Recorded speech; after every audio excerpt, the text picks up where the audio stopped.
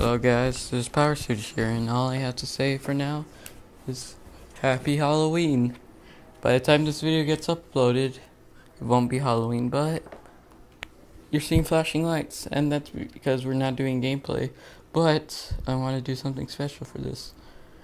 I'm gonna read a story for you guys. What story? Is it gonna be a normal creepypasta, campfire story? Maybe a creepypasta like Jeff the Killer or Jack,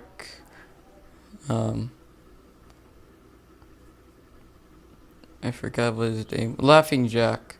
Or is it gonna be something like the Russian sleep experiment? No, we're gonna go way back and read a classic. Edgar Allan Poe's The Telltale Heart. True, nervous, very, very dreadfully nervous. I have been and am. But why will you say that I am mad? The disease has sharpened my senses, not destroyed, not dulled them. Above all was the sense of hearing acute. I heard all things in the heaven and in the earth. I heard many things in hell. How then am I mad? Hearken. And I observed how healthily, how calmly I could tell you the whole story. It is impossible to say how first the idea entered my brain, but once conceived, it haunted me day and night. Object there was none. Passion there was none. I loved the old man. He never wronged me. He had never given me insult. For his gold I had no desire. I think it was his eye. Yes, it was. He had the eye of a vulture, a pale blue eye, with the film over it. Whenever it fell upon me, my blood ran cold. And so by degrees, very gradually, I made up my mind to take the life of the old man, and thus rid myself of the eye forever. Now, this is the point. You fancy me mad. Madmen know nothing, but you should have seen me. You should have seen how wisely I proceeded, with what caution, with what foresight, with what dissimulation I went to work. I was never kinder to the old man than during the whole week before I killed him. And every night, about midnight, I turned the latch of his door and opened, oh so gently. And then when I made an opening sufficient for my head, I put in a dark lantern, all closed, so that no light shone out. And then I thrust in my head.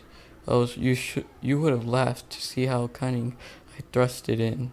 I moved it slowly, very, very slowly, so that I might not disturb the old man's sleep. It took me an hour to place my whole head within the opening, so far that I could see him as he lay upon his bed. Would a madman have been so wise as this? And then, when my head was well in the room, I undid the lantern cautiously. Oh, so cautiously. I undid it so much that a single thin ray fell upon the vulture eye. And this I did for 7 long nights, every night just at midnight.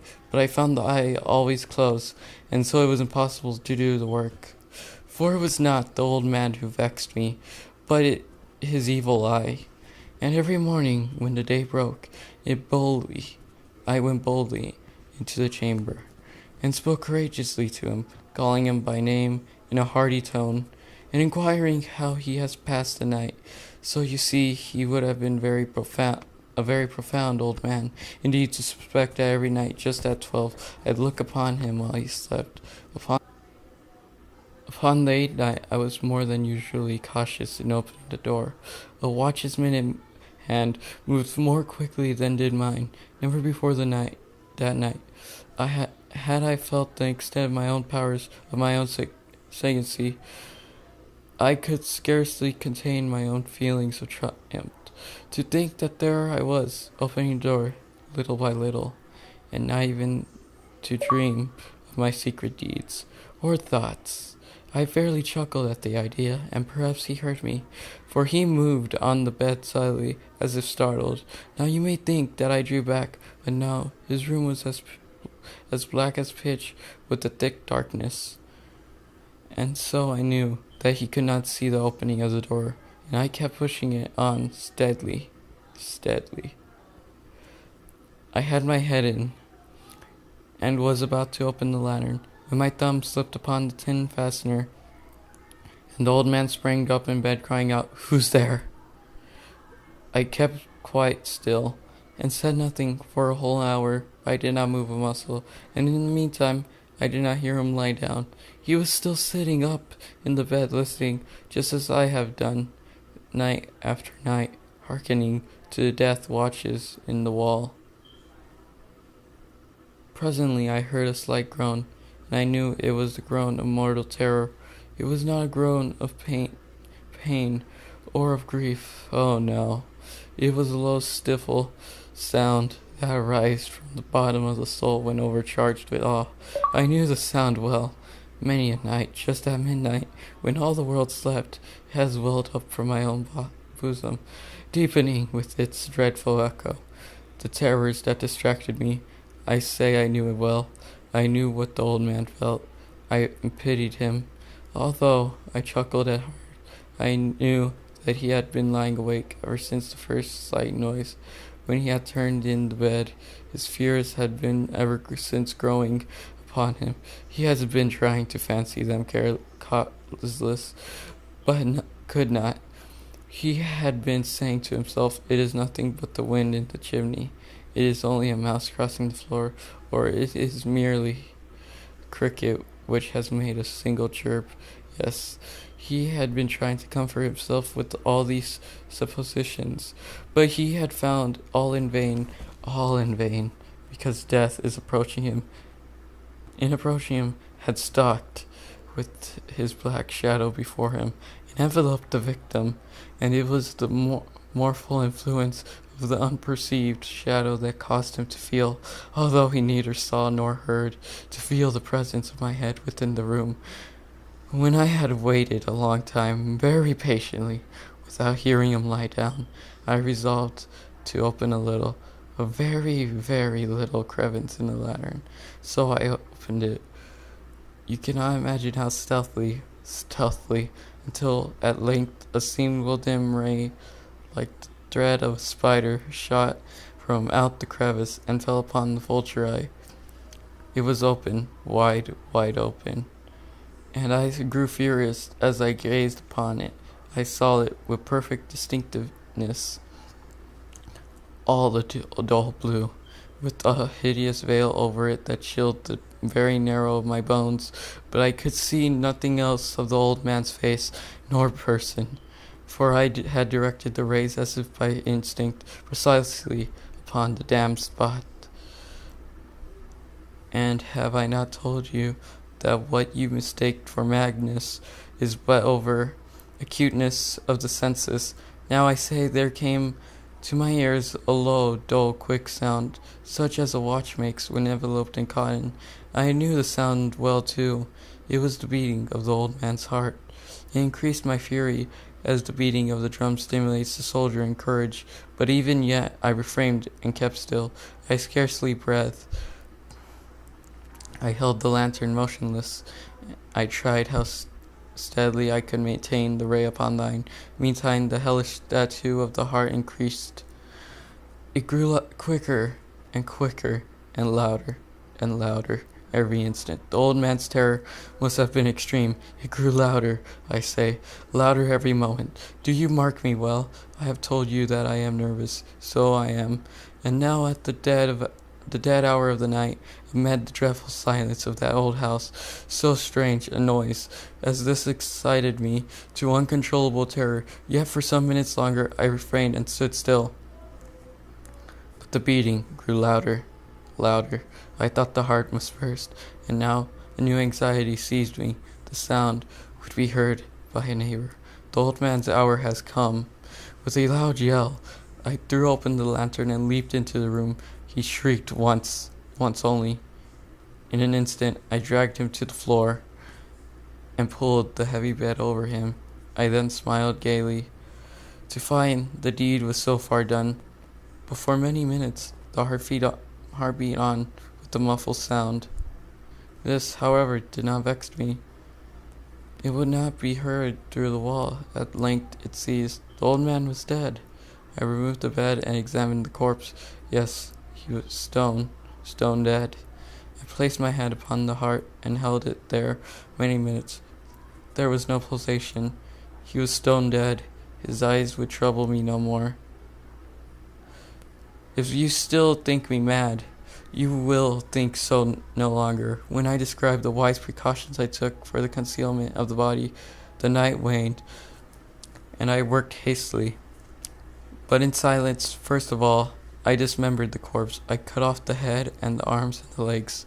I then took up 3 planks from the flooring of the chamber, and deposited all between the scantlings. I then replaced the boards so cleverly, so cunningly, that no human eye, not even his, could have detected anything wrong. There was nothing to wash out, no stain of any kind, no blood spot whatsoever. I had been too worried for that. A tub had caught all. When I had made an end of these labors, it was 4 o'clock, still dark as midnight. As the bell sounded the hour, there came a knocking at the street door. I went down to open it with a light heart, for what I had now to fear. There entered 3 men who introduced themselves with perfect suavity as officers of the police. A shriek had been heard by a neighbor during this night. Suspicion of foul play had been aroused.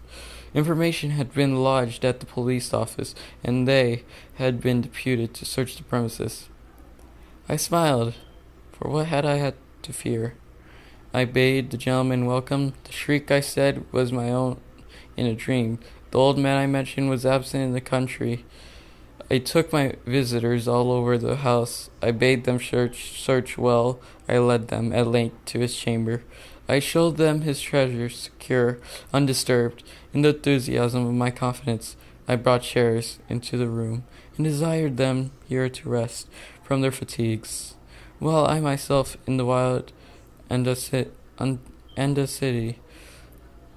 of my perfect triumph, placed my own seat upon the very spot beneath which reposed the corpse of the victim. The officers were satisfied. My matter had convinced them. I was singularly at ease. They sat, and while I answered cheeringly, they chatted of familiar things, but yeary long. I felt myself getting pale, and wished them gone. My head ached, and I fancied a ringing in my ears. But still they sat, and still chatted. The ringing became more distinct. It continued and became more distinct. I walked more freely to get rid of the feeling, but it continued and gained definiteness until at length I found that the noise was not within my ears. No doubt, I now grew very pale, but I talked more fluently and with a heightened voice. Yet the sound increased, and what could I do? It was a low, dull, quick sound, much such a sound as a watch makes when enveloped in cotton. I gasped for breath, and yet the officers heard it not. I talked more quickly, more vehemently, but the noise steadily increased. I aroused and argued about the trifles in a high key with violent gesticulations, but with the voice steadily increased. Why would they not be gone? I paced the floor to and fro with heavy strides, as if excited to fury by the observations of the men. But the noise steadily increased. Oh God, what could I do? I foamed. I raved. I swore. I swung the chair upon which I had been sitting, and I grated it upon the boards. But the noise aroused over and all continuously increased. It grew louder, louder, and louder, and still the men chatted pleasantly and smiled. Was it possible they heard it not? Almighty God, no, they heard, they suspected, they knew. They were making a mockery of my horror. This I thought, and this I think, but anything was better than this agony. Anything was more tolerable than this derision. I could bear those hypocritical smiles no more. I felt that I must scream or die, and now again, hark, louder, louder, louder, louder. Villains, I shriek, dissemble no more. I admit the deed. Tear up the planks. Here, it is the beating of his hideous heart. Well, guys, that was the TellTale Heart. I may have read it horribly, but it's a Halloween story, and you have this pleasant background here It was a pretty nice story. Pretty nice. Pretty nice. Remember, if you have a weird film over your eye, you'll die. And that wraps it up. All I want to say to you guys is happy Halloween. And be safe trick-or-treating.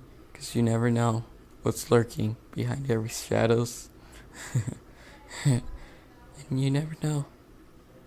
You could sense my demonic presence upon you at this very moment. No sound. Just death. If you liked the video, remember to like, comment, and subscribe. And like always, just keep watching my videos, guys. Bye.